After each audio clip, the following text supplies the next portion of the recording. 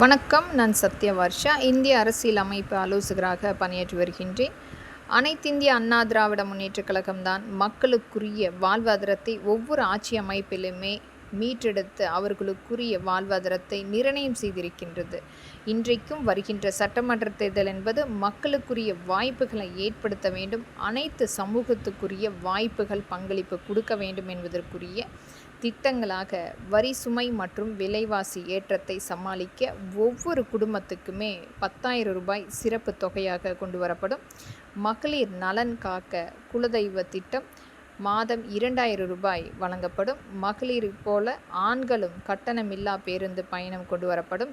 வீடில்லா குடும்பங்களுக்கு வீடு வழங்கும் அம்மா இல்லம் திட்டம் கொண்டு வரப்படும். 100 நாட்கள் வேலை வாய்ப்பு திட்டம் 150 நாட்களாக உயர்த்தப்படும். அம்மா இருசக்கர வாகனம் வாங்க மானியம் வழங்கும் திட்டம் 25,000 ரூபாய் மானியம் வழங்கப்படும்.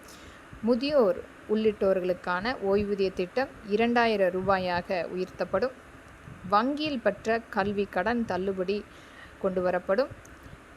வாழ்வாதார உதவிக்காக ஆண்டுக்கு 3 எரிவாயு சிலிண்டர்கள் வழங்கப்படும் அனைத்து மகளிருக்கும்.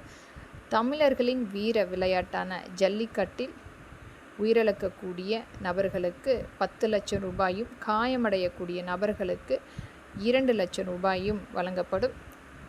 அரசாணை வழங்கப்பட்ட இடங்களில் நடைபெறும் ஜல்லிக்கட்டு போட்டிகளை எழுச்சியோடு நடத்துவதற்கு அரசின் சார்பில் மானியம் 5 லட்சம் வழங்கப்படும். இஸ்லாமிய, கிறிஸ்துவ மற்றும் ஏனைய சிறுபான்மை வகுப்பை சார்ந்த மகளிர் சுய தொழில் தொடங்குவதற்கு வட்டியில்லா கடன் வழங்கப்படும்.